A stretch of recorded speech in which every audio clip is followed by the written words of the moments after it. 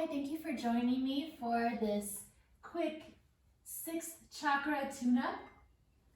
So the 6th chakra is known as Ajna, and it's located in the third eye, which is this place between the eyebrows.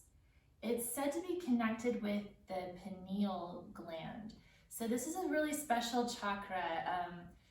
If you've ever studied astral projection or telepathy, if you're into that kind of thing, the third eye chakra comes into that. Transcendental meditation is another practice that uses that third eye a lot. I think it's my yoga teacher toolkit book that uses 3 I words to describe this chakra, and it's inspiration, I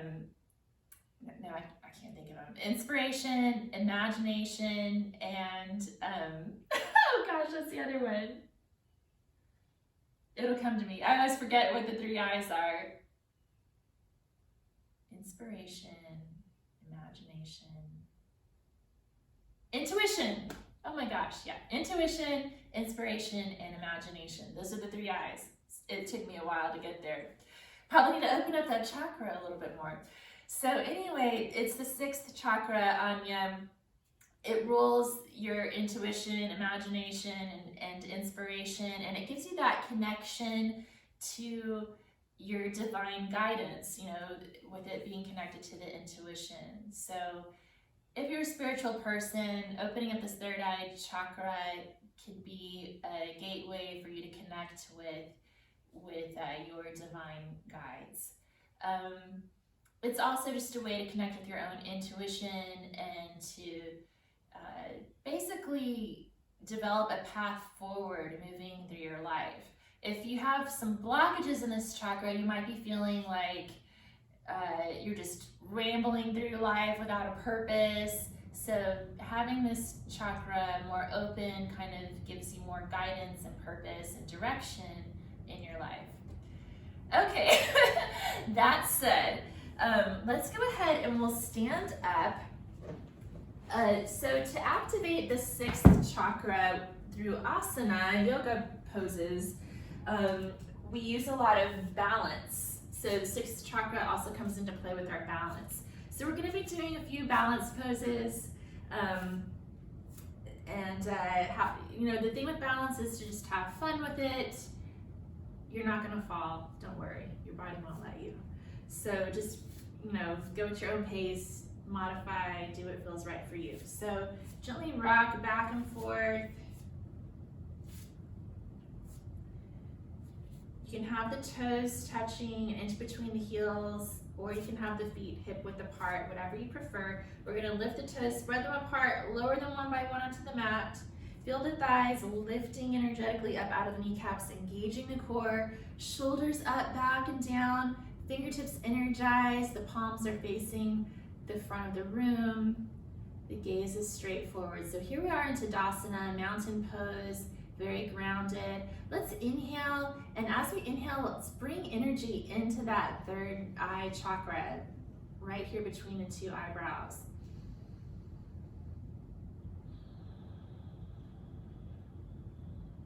And as you're doing this, you can visualize an indigo sphere of light glowing brighter with every breath.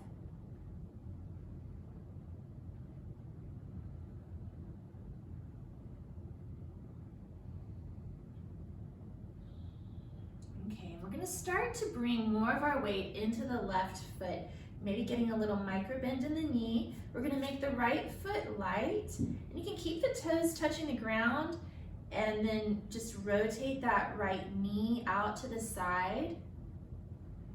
If you want a little bit more of a balanced challenge, you can bring the sole of the foot up to the calf.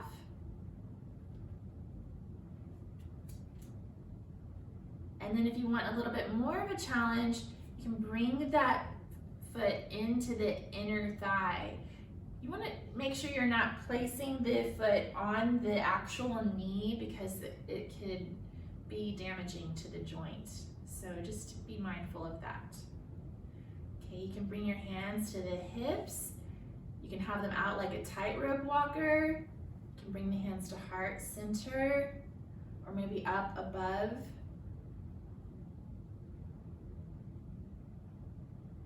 You can also open the arms up like tree branches. You can practice different mudras.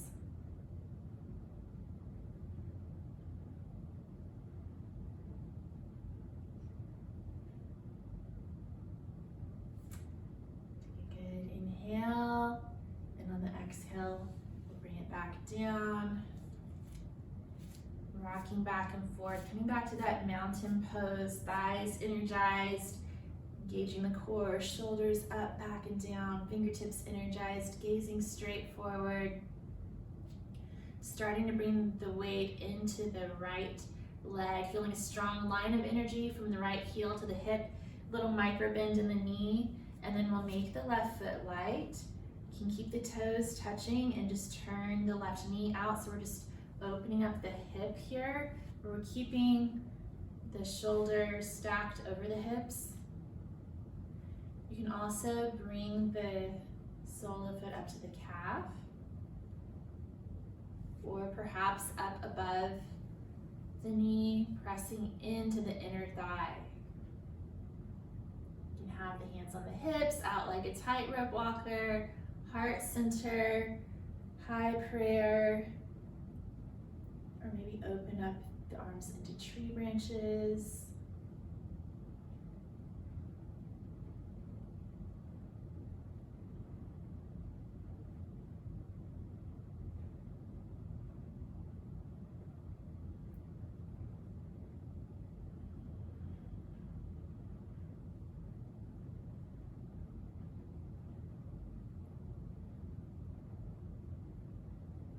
Exhale, bring it back down.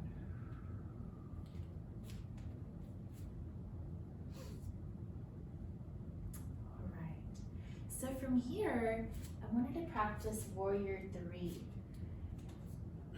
So I wanted to explain this before I get into it because I'm afraid I'll fall down if I try to talk while I'm doing it.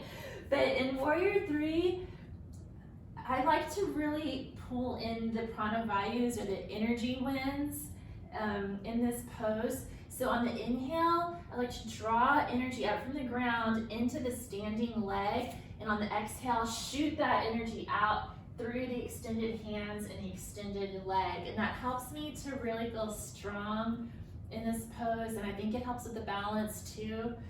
So you might want to try that too.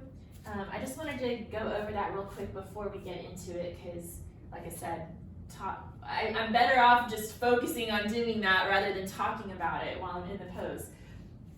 So we'll start again in mountain, gently rocking back and forth, getting grounded, lifting the toes, breaking them apart, lowering them one by one down to the mat. Let's get a strong, a nice little bend in the knee on the left foot, starting to shift the weight into that leg, strong line of energy from the heel to the hip. We'll bring the right toes out behind. We're gonna flex that right foot. We'll bring the arms alongside the body. And we're gonna start out inhaling in through that standing leg, exhaling, shooting the energy out through the arms and the lifted leg.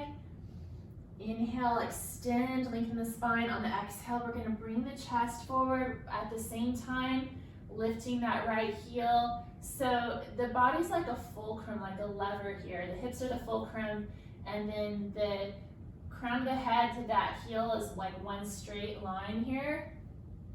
And when you get to where the body's about parallel with the floor, you can bring the arms out in front. Inhale through the standing leg, exhale, shooting that energy out.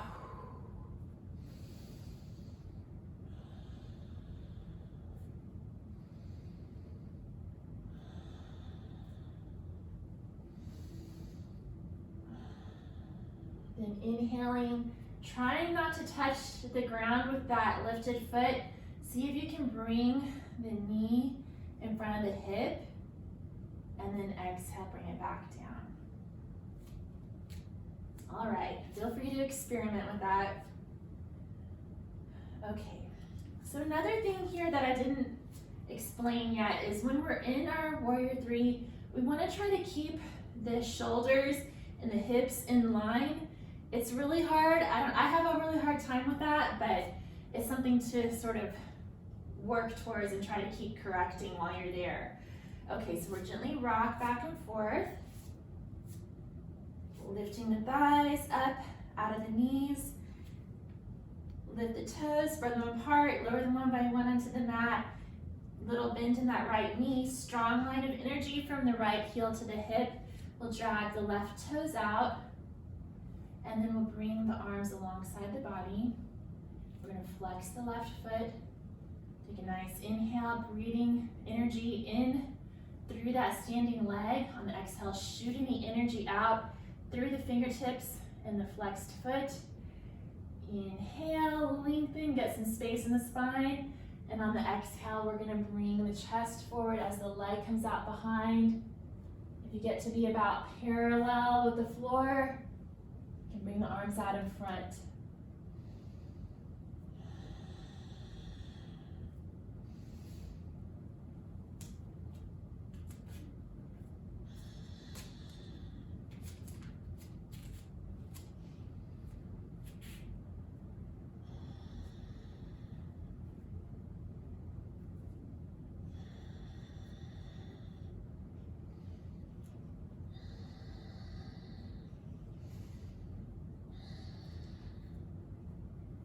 See if you can bring that knee out in front of the hip. And then exhale, bring it back down. Whew. One side might be harder than the other. I don't know if you noticed. The first side was a lot easier for me that time. Okay, so the next thing I wanted to do is a standing leg stretch. There's a couple of options here. One option is just to bring the knee out in front of the hip, like we were doing earlier. If you want a little bit of an extra challenge, you can bring the hands to the waist and try extending that leg out. You want to have a nice strong energy line in your standing leg. We're drawing the femur into the hip.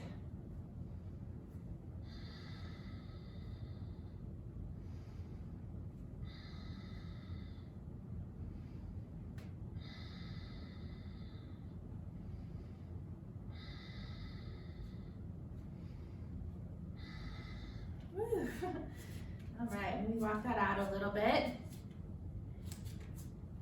Okay, then we're gonna energize the left leg, bring the right knee in front of the hip. You can keep it here, or if you'd like, you can extend, point that toe, draw the femur into the hip.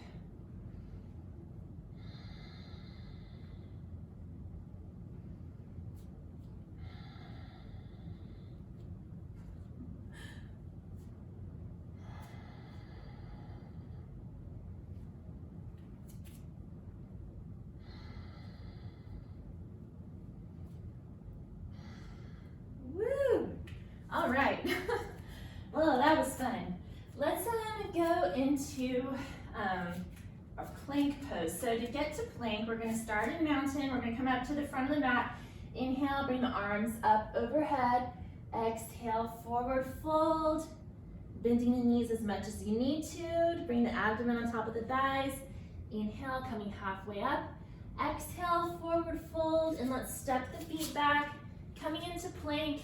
Pressing back through the heels, hugging all the muscles into the bones. Leaning forward slightly, leaning back, holding it here. Maybe try lifting up one foot at a time. One hand at a time. Woo.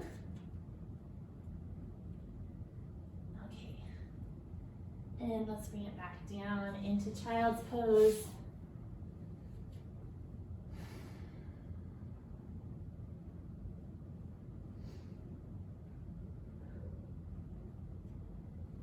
And we'll inhale, come to seated. And let's bring the soles of the feet together for Baddha Konasana, butterfly pose. Bringing the thumbs to the inner arches of the feet. You can always sit on a folded blanket or a bolster if that feels more comfortable. We're going to kind of reach the sacrum down towards the mat. And on the inhale, visualize energy rising from the ground up into that third eye, the Ajna chakra. Visualize that indigo sphere of light.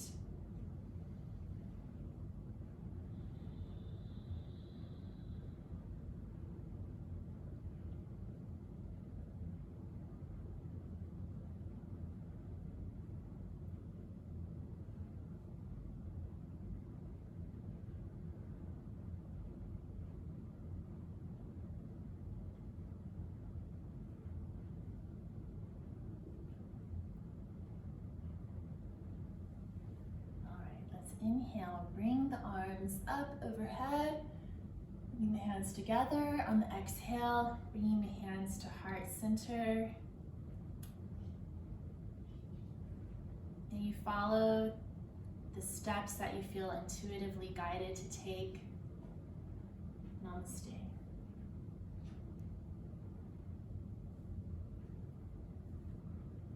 Thank you.